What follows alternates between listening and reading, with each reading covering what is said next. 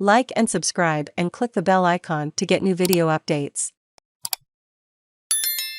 Twitter adopts poison pill defense as challenger to Elon Musk's takeover bid emerges. Twitter has adopted a poison pill to limit Elon Musk's ability to raise his stake in the social media platform, as a buyout firm emerged to challenge his $43 billion $58 billion bid for the company. The move dilutes anyone amassing a stake of more than 15% by selling more shares to other shareholders at a discount. Twitter said on Friday it adopted the poison pill that would dilute anyone amassing a stake in the company of more than 15% by selling more shares to other shareholders at a discount. Known formally as a shareholder rights plan, the poison pill will be in place for 364 days. The move would not bar Mr. Musk from taking his offer directly to Twitter shareholders by launching a tender offer. While the poison pill would prevent most Twitter shareholders from selling their shares, the tender offer would allow them to register their support or disapproval of Mr. Musk's offer. It is a predictable defensive measure for the board to go down that will not be viewed positively by shareholders given the potential dilution and acquisition unfriendly move, Wheatbush analyst Dan Ives tweeted on Friday. Private equity firm exploring possible bid. Meanwhile, Thoma Bravo, a technology-focused private equity firm that had more than $103 billion in assets under management as of the end of December, has informed Twitter that it is exploring the possibility of putting together a bid, people familiar with the matter said. Read more. It is not clear how much Thoma Bravo would be prepared to offer, and there is no certainty that such a rival bid will materialize, the sources cautioned, asking not to be identified because the matter is confidential.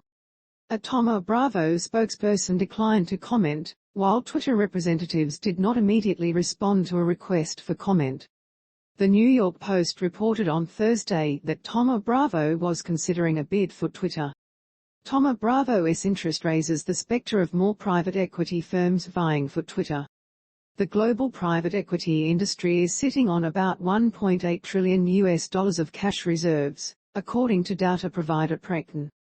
Unlike major technology conglomerates, most buyout firms would not face antitrust restrictions in acquiring Twitter. Musk could partner with private equity. It remains possible that a private equity firm will boost Mr. Musk's bid by partnering with him rather than challenging him.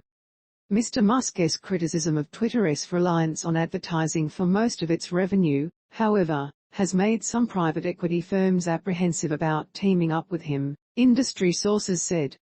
Read more. This is because a strong cash flow makes financing a leveraged buyout much easier. Silver Lake, a private equity firm with more than $90 billion in assets under management, would be a natural partner for Mr. Musk because it offered financing for his $72 billion bid for Tesla Incorporated 4 years ago, which Mr. Musk subsequently abandoned. Silver Lake co-chief executive Egon Durbin also sits on Twitter's board. But Mr. Durbin did not recuse himself on Thursday when Twitter's board met to discuss Mr. Musk's offer for the first time, people familiar with the matter said, in a sign that Silver Lake has not sought to team up with Mr. Musk or make a bid of its own thus far. It remains possible that Silver Lake will choose to become involved as a buyer. A Silver Lake spokesman did not immediately respond to a request for comment on Friday. Best and final offer. Twitter has more than $6 billion of cash on its balance sheet and its annual cash flow is close to $700 million, providing some comfort to banks considering whether they should provide debt for a deal. Still, a leveraged buyout for Twitter could be the biggest of all time, potentially requiring several buyout firms and other major institutional investors to team up.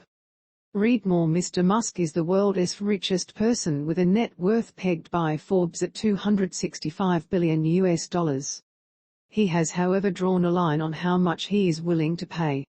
He informed Twitter on Wednesday that his $54.20 per share all-cash bid for the company was his best and final offer, and that he would reconsider his position as a Twitter shareholder if it was rejected. Mr. Musk owns more than 9% of Twitter, making him the largest shareholder after mutual fund giant Vanguard.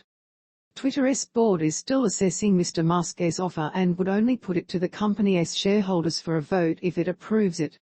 Reuters posted yesterday at 1:37 a.m., updated 2 hours ago.